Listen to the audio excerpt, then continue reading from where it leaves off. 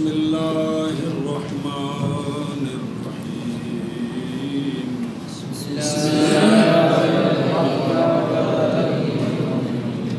الکلمۃ لفظ وضع ایمانا مفردا مفرد مفرد صلی اللہ علی نبینا الکریم وعلی آلہ واصحابہ اجمعین۔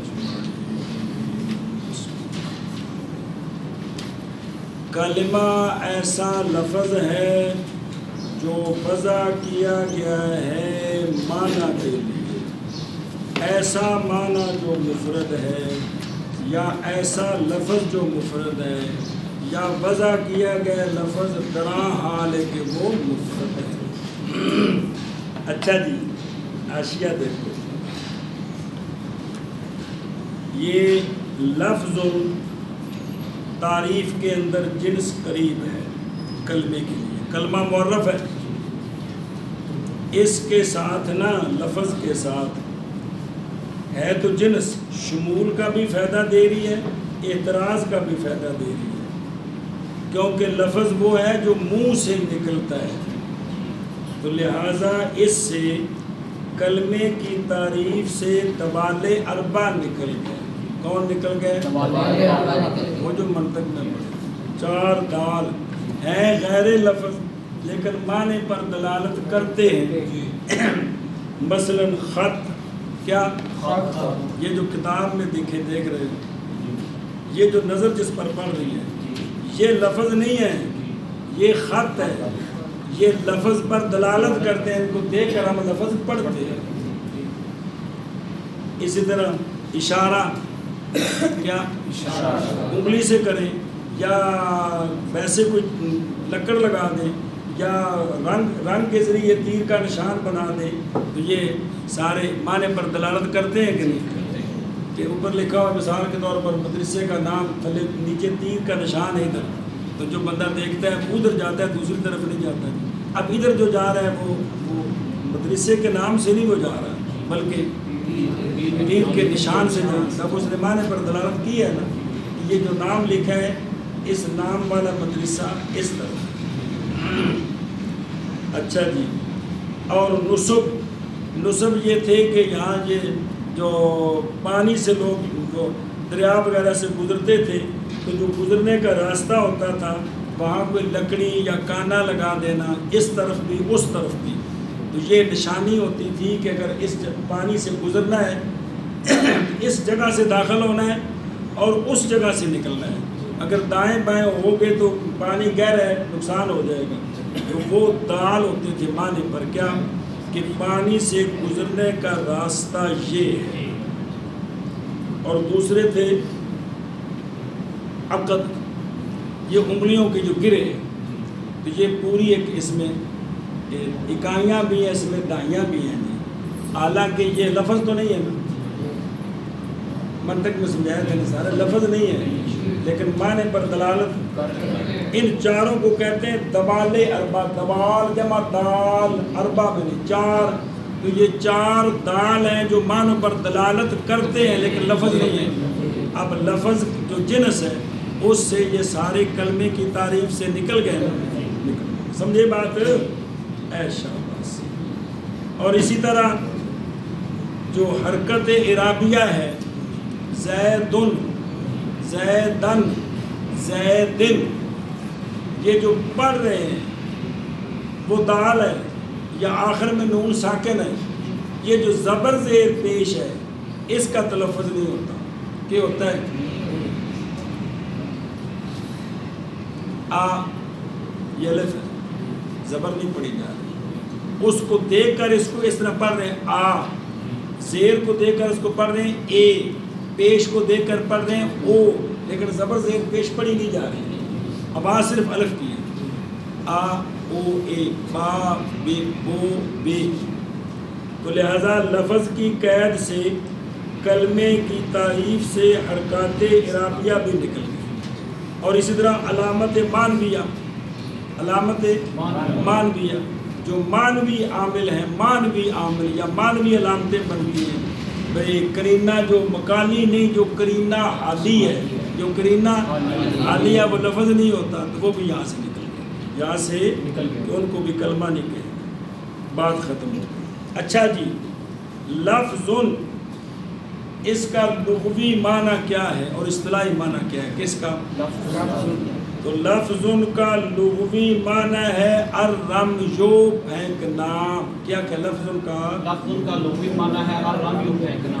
مثلا عربی میں کہتے ہیں کہ جب کوئی بندہ کھجور کھائے اور گٹھلی پھینک دے نا تو اس وقت یہ لفظ بولتے ہیں اکلت التمرۃ ولفظت النبات، کھائی میں نے کھجور اور پھینکی میں نے گٹھلی۔ تب لفظ تو کس معنی میں استعمال ہے؟ پھینکنے کے لیے۔ لفظت النبات کیا کی؟ کھائی میں نے۔ تو یہاں لفظ تو بمانا پھینکنا، تو لغوی معنی کیا ہوا اس کا؟ کیونکہ لغت دیکھنے کے لیے عربی کا کوئی محاورہ پیش کرنا پڑتا ہے، یعنی اے رمیت تو منع۔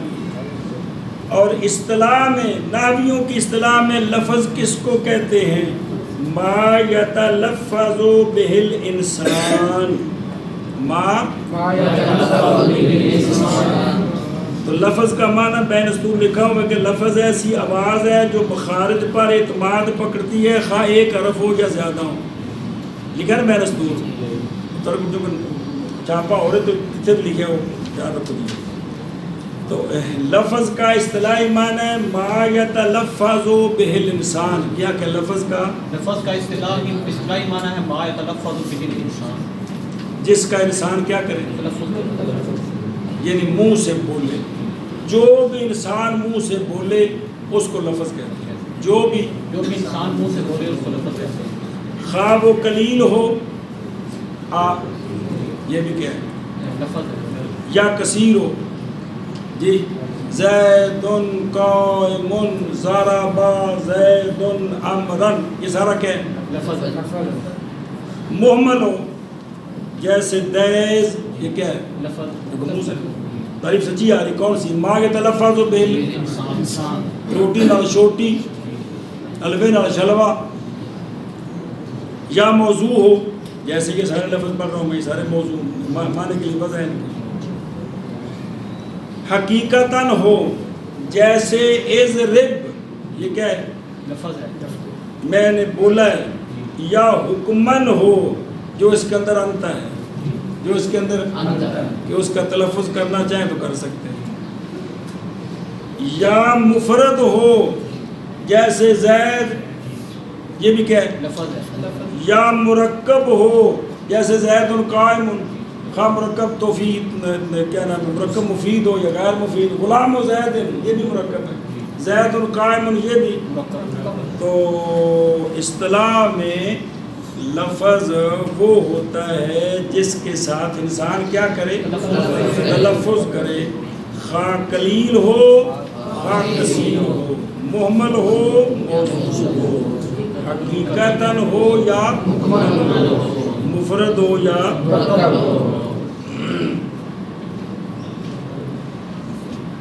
سوال ہے اس کا جواب۔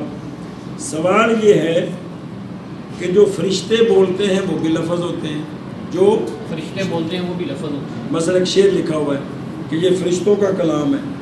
ان فی الجنت نہر من لبن لعلی وحسین وحسن، بے شک جنت میں ایک نہر ہے دودھ کی خاص، وہ حضرت علی اور امام حسین اور امام حسن کے لیے ہے۔ اب یہ فرشتوں کا کلام ہے، یہ فرشتوں کا کلام ہے، تو یہ بھی تو لفظ ہے، یہ بھی تو لفظ ہے۔ تعریف میں ما یتلفظ بالانسان، ما یتلفظ فرشتے انسان تو نہیں، وہ تو لہذا جنس، پھر ان کے لفظ پر تعریف سچی نہ آئی، تعریف سچی نہ آئی۔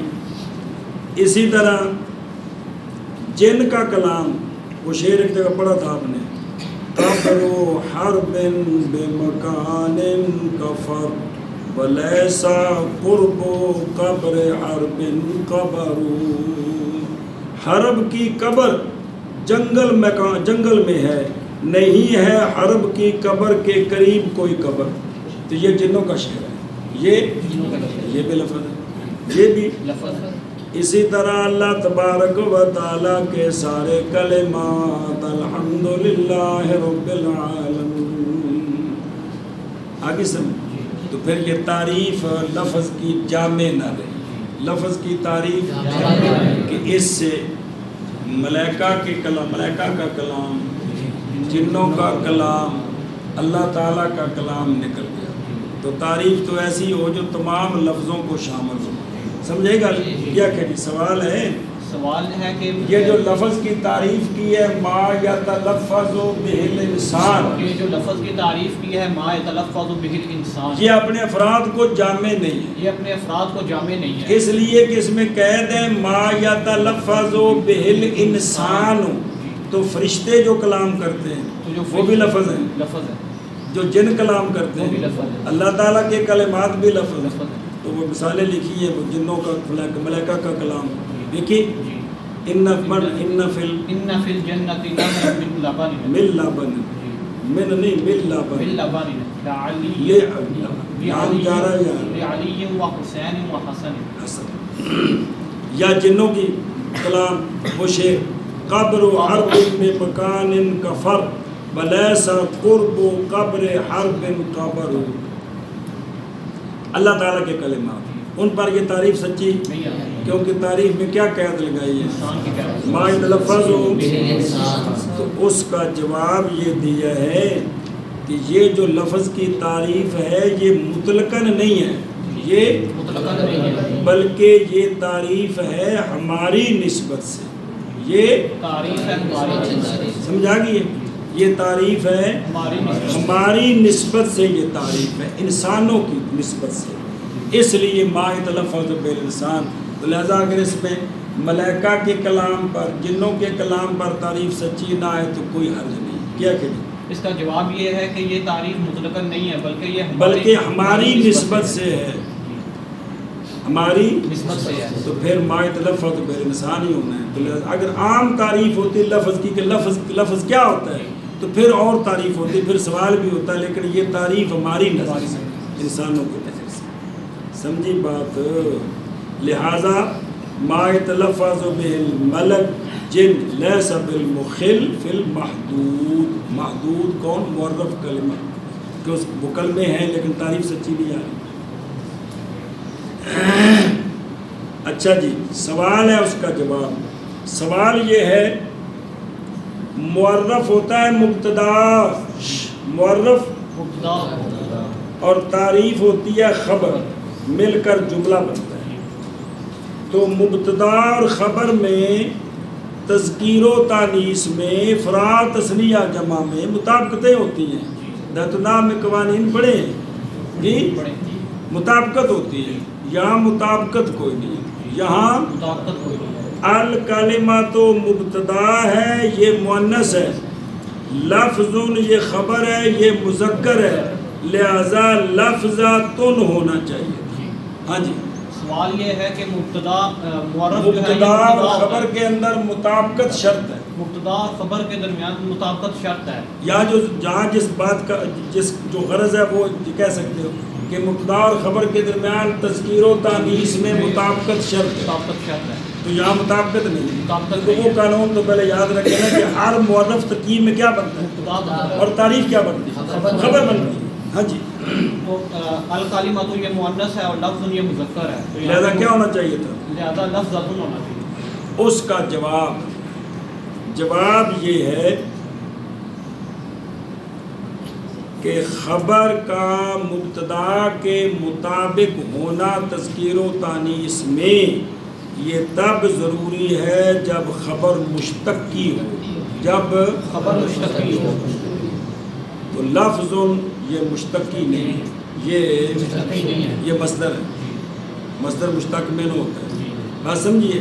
اس لیے مطابقت ضروری نہیں، لہذا لفظ ٹھیک ہے. کیا کہ جی اس کا جواب یہ ہے کہ مبتدا اور خبر کے درمیان مطابقت تب شرط ہے جب خبر مشتقی ہو اور لفظ یہ غیر مشتقی ہے. سمجھے گا؟ تب شرط ہے کہ کیا ہو؟ خبر جو ہے مشتقی ہو تب مطابقت شرط ہے. اور اگر مشتقی نہ ہو تو پھر مطابقت شرط نہیں ہے. شرط نہیں ہے.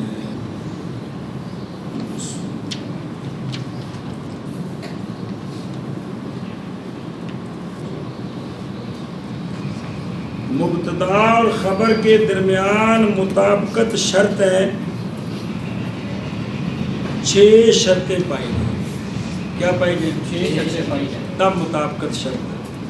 پہلی یہ ہے کہ خبر مشتقی ہو، خبر مشتقی ہو تب مطابقت شرط ہے، تب مطابقت شرط ہے۔ تو چونکہ لفظ مشتقی نہیں، لہذا مطابقت شرط نہیں ہے، مطابقت شرط نہیں ہے۔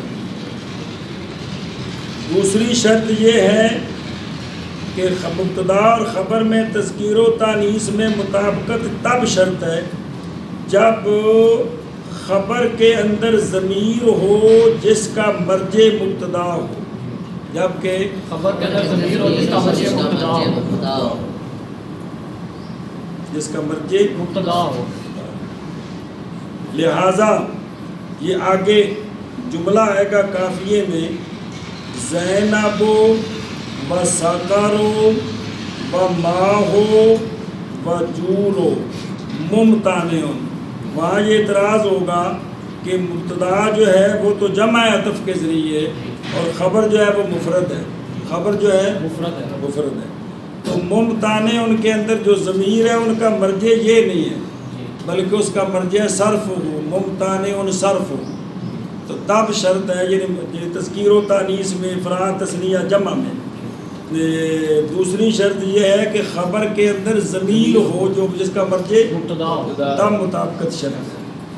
تو تیسرا یہ ہے کہ مبتدا اور خبر دونوں اسم ظاہر ہوں، مبتدا اور خبر دونوں اسم ظاہر ہیں۔ اگر اسم ظاہر نہ ہوں تو پھر بھی مطابقت شرط نہیں ہے۔ جیسے اگلا جملہ آ رہا ہے یا مبتدا ہے، اسم و فعل و حرف، تینوں مل کر خبر ہے، تینوں مل کر خبر ہے۔ وہاں بھی سوال ہے کہ ہونا ہونا چاہیے تھا، تو لیکن وہ دونوں اسم ظاہر نہیں ہے، مبتدا ضمیر ہے، خبر اسم ظاہر ہے، خبر اسم ظاہر ہے، اس لیے مطابقت شرط نہیں ہے۔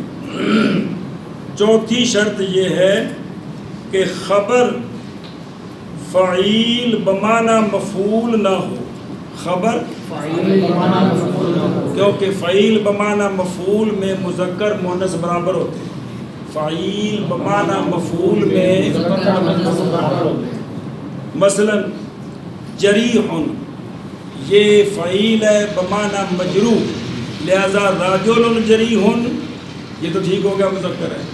امرأۃ جریح، امرأۃ، یہاں سوال ہے کہ مبتدا مؤنث ہے، خبر مذکر ہے، تو چونکہ یہ فعیل بمعنی مفعول ہے، فعیل بمعنی مفعول میں مذکر مؤنث برابر ہوتے ہیں۔ اور پانچویں شرط یہ ہے کہ خبر اس میں تفضیل مستعمل با من نہ ہو، خبر اسم تفضیل مستعمل با من نہ ہو، کیونکہ پڑھا تھا ہم نے نامی دیکھنا، جو اسم تفضیل مستعمل با من ہوتا ہے وہ ہمیشہ مفرد کا صیغہ ہوتا ہے، وہاں مبتدا کا لحاظ نہیں کیا جاتا۔ لہذا الصلاۃ خیر من النوم میں الصلاۃ مؤنث ہے، خیر مذکر ہے، مطابقت ضروری نہیں ہے، کیونکہ خیر کا استعمال ہے کس کے ساتھ؟ من کے ساتھ، خیر من النوم۔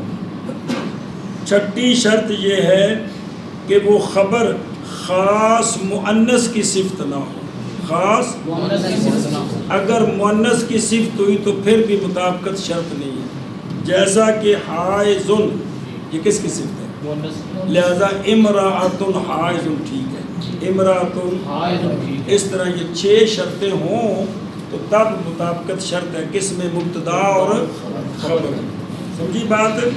تو چونکہ لفظ جو ہے یہ مشتقی نہیں ہے لہذا مطابقت شرط نہیں ہے، سمجھی بات؟ اچھا جی، آگے ہے وضع، کیا ہے؟ وضع، توجہ کرنا، وضع فعل ماضی مجہول ہے، اور یہ قانون آپ نے پڑھا ہوا ہے کہ مشتقی کا معنی دیکھنا ہو تو اس کی مصدر دیکھی جاتی ہے، اس کا کیا معنی ہے، تو یہ وضع کس سے مشتق ہے؟ الوضع سے۔ تو وضع کا لغوی معنی ہے التعیین، کیا معنی ہے؟ التعیین، یا دوسرا معنی ہے کہ شے کو کسی حجز میں مکان میں بنانا، تو پہلا معنی مشہور ہے تعیین۔ اچھا جی، اصطلاح میں وضع کس کو کہتے ہیں؟ یہ وہی ہے جو منطق کی کتابوں میں پڑھا تھا، تخصیص و شیئن بے شیئن بحیث متا اطلقا او احس الشیء الاول فہم منہ الشیء الثانی۔ کوئی بات سمجھ آئی؟ وضع یہ ہے ایک شے کو خاص کرنا دوسری شے کے ساتھ، ایک شے کو مثلا لفظ کو خاص کرنا معنی کے ساتھ، ایک شے کو خاص کرنا دوسری شے کے ساتھ، اس طرح خاص کرنا کہ جب پہلی شے بولی جائے یا پہلی شے محسوس کی جائے تو دوسری شے خود بخود سمجھ آ جائے، خود بخود۔ وضع یہ ہے خاص کرنا ایک شے کو، خاص کرنا ایک شے کے ساتھ، اس طرح خاص کرنا کہ جب پہلی شے اگر لفظ ہے تو وہ بولا جائے، اگر غیر لفظ جس طرح دوال اربع محسوس کیے جائیں تو دوسری شے سمجھی جائے، دوسری شے جس طرح کے لفظ جب بولا جائے تو اس کا معنی فوراً سمجھ آتا ہے کہ نہیں؟ مثلا میں کہوں انیس، یہ لفظ انیس آپ کے والد صاحب نے اس بدن کے لیے خاص کیا ہے، تو جب بھی لفظ انیس بولا جائے گا ان کے سامنے جن کو آپ کا پتہ ہے تو وہ فوراً اس لفظ سے آپ سمجھے جائیں کہ نہیں۔ یا دوال اربع جو ہیں وہ مثلا آپ نے تیر کا نشان دیکھا ہے تو یہ آنکھوں کے ذریعے دیکھا ہے، یہ محسوس ہوا ہے، یہ بولا نہیں گیا۔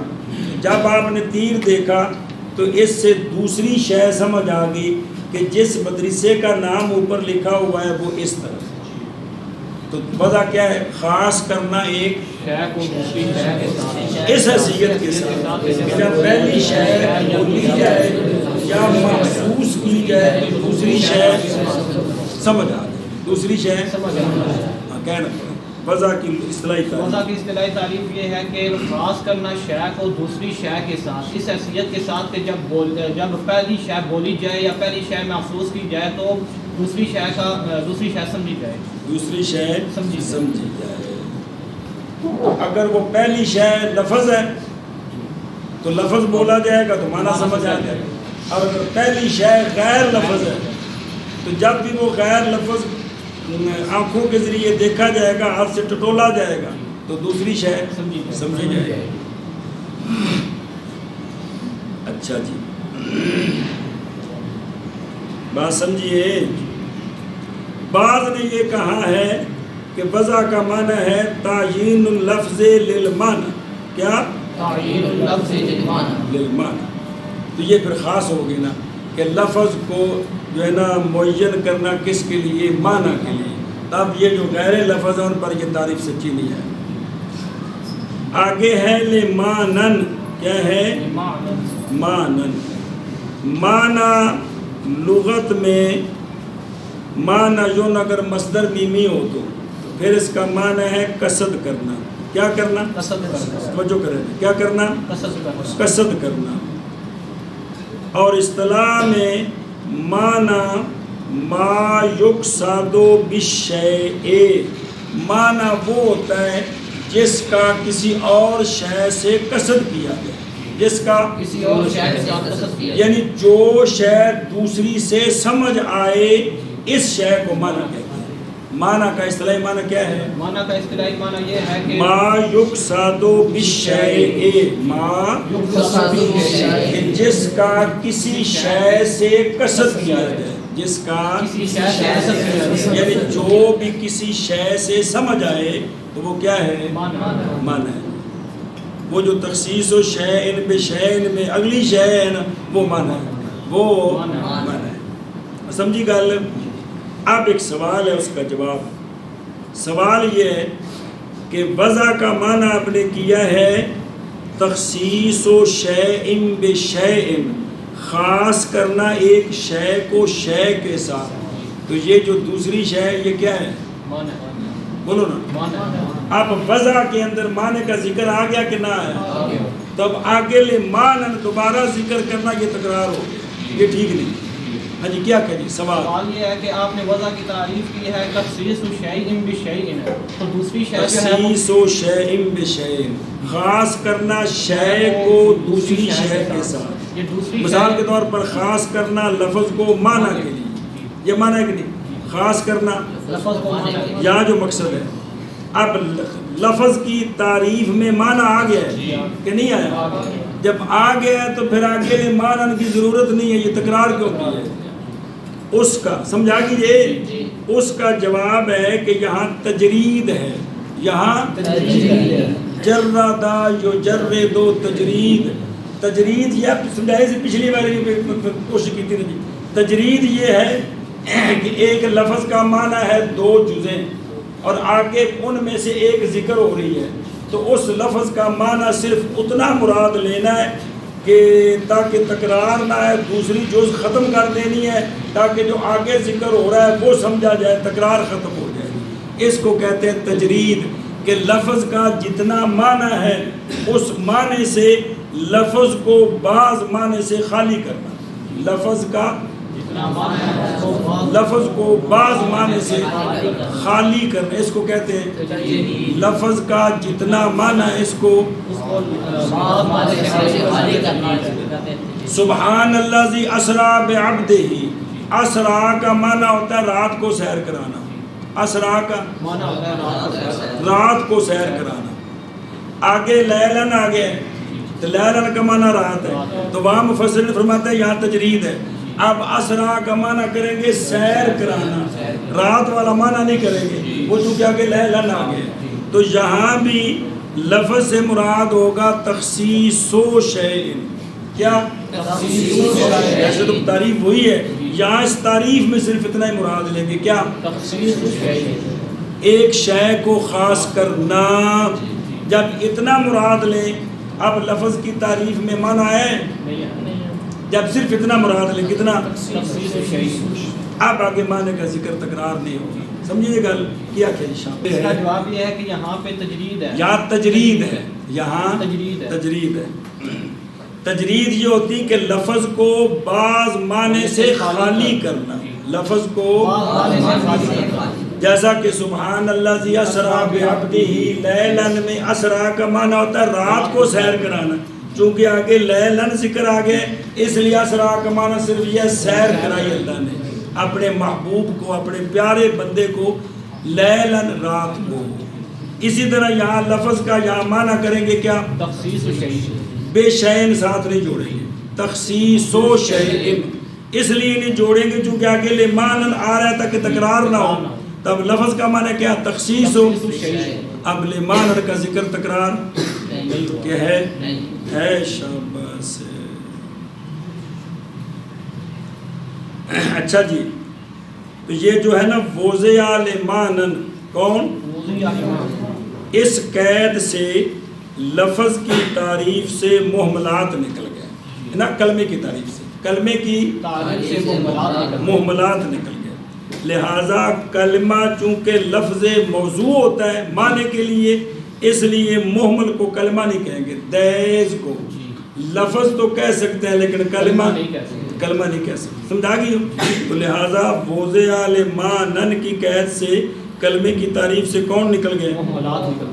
اور الفاظ جو دالہ بالتبع ہیں، معنی کے لیے وضع نہیں ہے، جو طبی طور پر دلالت کرتے ہیں، مثلا اوہ اوہ، ان کو سینے کے درد کے لیے وضع نہیں کیا گیا، وگرنہ جب بھی کوئی بندہ کسی نقل لاوے اوہ اوہ تو مطلب سینے میں درد ہو، ایسا تو نہیں ہے جی. تو یہ طبیعت نے دال کو دلالت طبیعی کہ مدلول طبیعت کو عارض ہوا اور طبیعت نے دال کو پیدا کیا. تو اب اوہ اوہ یا ہا ہو ہا جو کرتے ہیں ہائے ہائے، ان کو کلمہ نہیں کہیں گے، ان کو کیونکہ ان کے وضع سمانے کے لیے نہیں، یہ طبیعت نے دال پیدا کیا ہے. اور سمجھا رہی ہوں؟ اچھا جی، باقی رہ گئے حروف ہجا. کون؟ جن کی وضع ہے ترکیب کی غرض کے لیے، وہ معنی کے لیے نہیں ہوتے، الف با تا، ان کی وضع ہے تاکہ کلمہ کس طرح بنایا جائے، کلمہ کس طرح بنایا جائے۔ تو یہ بھی کلمے کی تعریف سے نکل گئے، چونکہ حروف ہجا جو ہیں ان کی وضع ہے ترکیب کے لیے، کلمے کس طرح بنائے جائیں۔ زید بنانا ہو تو ہمیں اس پٹی کے اندر سے ایک زا نکالنا ہے، ایک یا نکالنی ہے، ایک دال نکالنی ہے تو زید۔ حسن بنانا ہو تو ایک ہا وہاں سے لینی، ایک سین لینا ہے، ایک نون۔ تو یہ غرض اس سے کیا ہے، ترکیب، ان کی وضع معنی کے لیے نہیں۔ لہٰذا وضع لمعنن سے کون نکل گئے، محملات بھی کلمے کی تعریف سے نکل گئے، اور جو دالہ بالطبع ہے وہ بھی نکل گئے، اور حروف ہجا بھی نکل گئے۔ سمجھی بات؟ اور کھلو کتاب جلدی کرو۔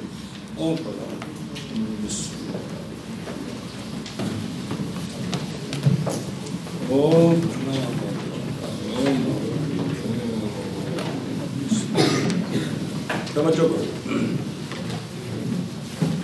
لفظ نظر آ رہے ہیں؟ اس کے ذریعے مصنف نے اعتراض کیا ہے خطوط، عقود، اشارات، نصب سے، کیونکہ ان کا نام کلمہ نہیں ہے، اگرچہ یہ معنی پر دلالت کرتے ہیں سارے، کہ نہیں کرتے؟ کیوں ان کا نام کلمہ نہیں؟ اس لیے کہ یہ سارے الفاظ نہیں ہیں، کلمہ لفظ ہوتا ہے، تو چونکہ یہ چاروں الفاظ نہیں ہیں لہذا یہ یہاں سے نکل گئے۔ وضع اعتراض ہے معاملات غیر موضوع والے شے سے، سنیں کہ جن کو واضح نے کسی معنی کے لیے وضع نہیں کیا، وہ وضع کی قید سے کلمے کی تعریف سے، جیسا کہ لفظ دیز اور جسک، لمانن مفردن، اس لمانن جو ہے نا مفردن، جی اچھا جی وہ مفردن چونکہ انشاءاللہ کل پڑھتے ہیں تو اس کے ساتھ آپ کو یہ ساتھ سمجھا دوں گا۔